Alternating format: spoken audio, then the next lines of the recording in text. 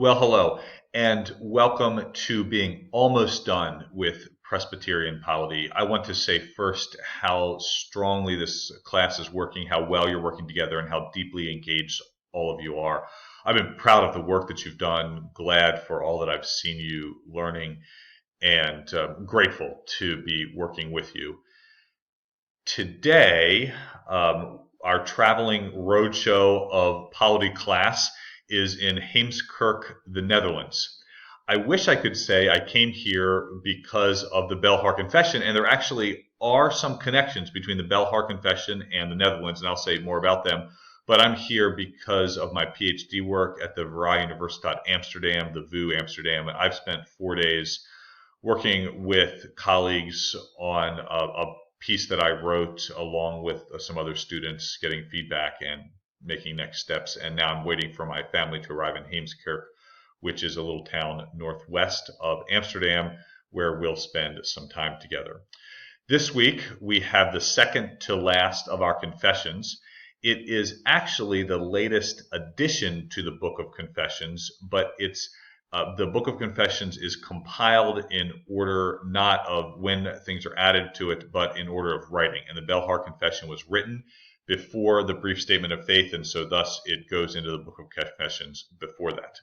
The Belhar Confession comes out of the Dutch Reformed Mission Church in South Africa, drafted in 1982 by Alan Bosak, who's a principal author.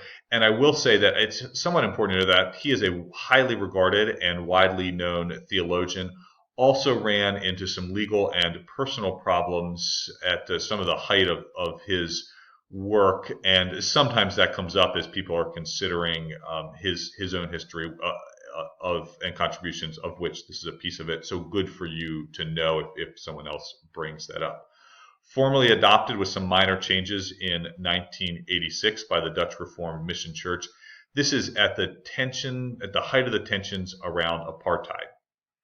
It is now one of the standards of unity for the relatively new Uniting Reformed Church of Southern Africa, which is a continuing attempt in Southern Africa to work on issues of reconciliation, justice, and the unity of the church, all of which Belhar names. One of the important pieces of Belhar is that it comes from the conviction that apartheid was a status confessionis. In other words, the heart of the gospel is at stake, and the church lives or dies by its ability to name directly something that is wrong in the world and in the church, and a theology that the church has. Of course, these are Dutch Reformed people. They came from the Netherlands. I talked a little bit with my professors about apartheid, and they, while being very concerned about apartheid and now living in a highly pluralistic culture with a number of immigrant cultures in this area and many people from different races and backgrounds living together, my professors were clear that their own tracing of the theological history would not lay apartheid at the feet of Dutch Reformed theologians, but at what went on in Southern Africa. And so it's interesting to see different parts of the world, their take on their own history, our common history, and what that means about choices as we move forward together. In terms of its history of adoption, it was adopted by the Reformed Church of America, which is one of the two Dutch Reformed, there's a couple of minor ones, but one of the two larger Dutch Reformed denominations in the United States of America. So adopted by the RCA in 2010. The Christian Reformed Church, which is the other main Dutch heritage denomination in the United States, there's a number of smaller ones, but the RCA and the CRC are the two main ones.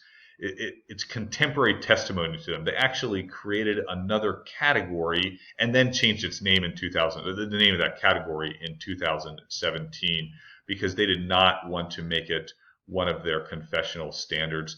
The RCA has 4 confessional standards: the Heidelberg Catechism, which we share with them, the Belgic Confession, which is their main confession of faith, and the Canons of Dort, which are 5 points that are particularly around the doctrine of election and predestination.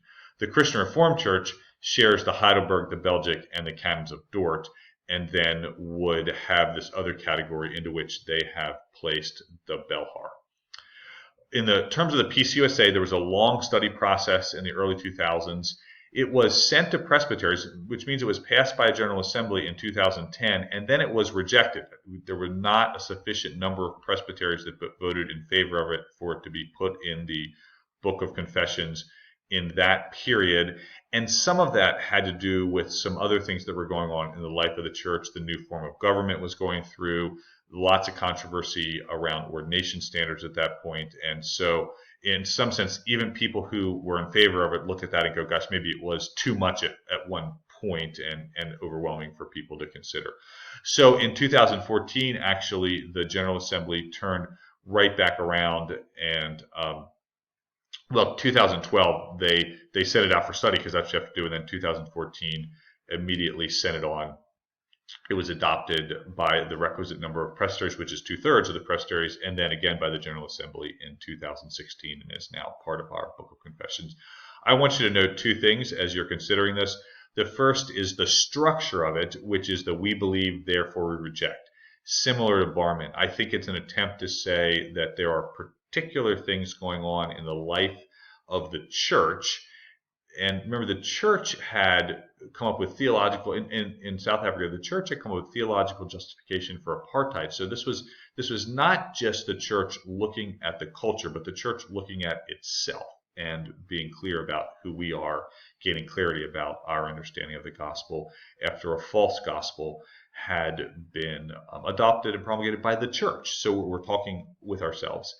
And also, I would have you note that it includes an accompanying letter which is explicit that this is about doctrine and not about individual people. And they tried to be clear about this because I think they were so close to the history that they were genuinely caring about people that they were looking at and saying, well, we love these people, and yet we're so convinced that they're so absolutely wrong about what the gospel is. That accompanying letter is part of Belhar, and they need to be read together. And as a matter of fact, it says here that we need to read these together. In terms of the theology of Belhar, like the Confession of 1967, it is not a full confessional statement. And so we go into it clear about that, not expecting that it's trying to say everything. Structured around three main points, and these are three good headings for you to have in your mind as you think about Belhar, as it's called, the Belhar Confession. Unity, reconciliation, and justice. And then an outworking of all those things, saying that unity is both a gift and an obligation of the Church of Jesus Christ. So it's something we receive, but also something that we work towards.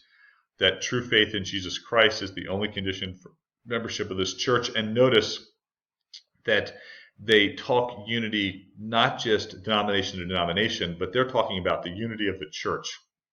How do we make a church unified? And they say, well, faith in Jesus Christ is going to be it. We're not going to have other categories that can bound the unity of the church. And then, therefore, we reject that which would explicitly or implicitly maintain dissent. So that would be racial dissent, or any human or social factor should be a consideration in determining membership of the church. And there are a number of other rejections there. I just picked out some so we could look at the structure and just a tiny bit of what this is saying. Like the other confessions, it seems to me you could do a whole class on this in terms of studying the depth and breadth and the history and the ways that this confession has impacted the world, why it needed to be written, and where it could go from here. Reconciliation. That the credibility of this message, so the message of the gospel, is affected and its beneficial work obstructed when it's proclaimed in a land that professes to be Christian, but in which the enforced separation of people on a racial basis promotes and perpetuates alienation, hatred, and enmity.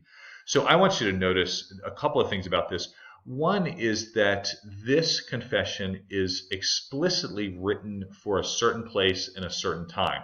So when they say a land that professes to be Christian, they're talking about South Africa. They're not talking about other parts of the world. They're not talking about the world in general. They're not talking about faith in general. They're trying to talk about a particular place at a particular time, and they're very clear about that. And then you'll notice that reconciliation needs to happen here. And then they say we reject the forced separation of people on the grounds of race and color. So very clear about what they believe and what they reject here around reconciliation. And then finally, justice, that the church must stand by people in any form of suffering and need. And that's just one part of what they say here about justice, which is broad and deep and rich as well. And then I'll just move myself over here. We reject any ideology that would legitimate forms of injustice and any doctrine that is unwilling to resist such an ideology in the name of the gospel. So notice that distinction between ideology and doctrine, I think, in the church, outside of the church, but also working to reject that broadly and work against it. The only rejection about justice, and I don't know why that is. The others have multiple rejections, but a clear rejection there.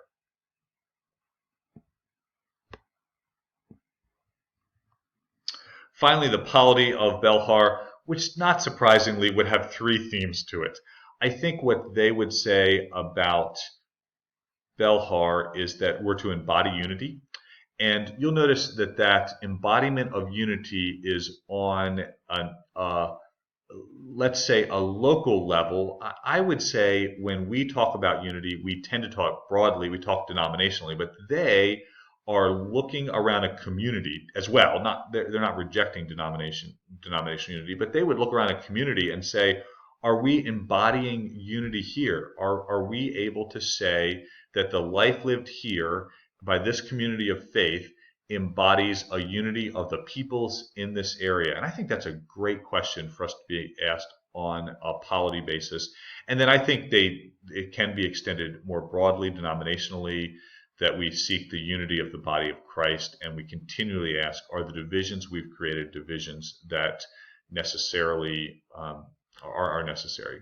Then to seek reconciliation among peoples, the work of that in our communities, and also particularly in our Christian community. I think that the writers of Belhar recognized that it comes to the church to work hard at this in the church, and we're called to embody this. They also would seek reconciliation among theological and Christian divisions, which is a challenging word for us who have a history of doing that and live in a time when that's just recently happened. And particularly for those of us in the Presbyterian Church, it's happened to us. And so the question is, how are we going to respond to that if our call is reconciliation? And then justice, to live it for other people, and to seek those who are oppressed and to care for them. I think this has theological, polity, and policy implications. And by theology, I mean by that the way we think about ourselves, polity, what we write in the Book of Order, but then also particularly policy-wise, I think this is a great place for us to consider things like unity, reconciliation, and justice. I commend Belhar to you, interested in your thoughts on it.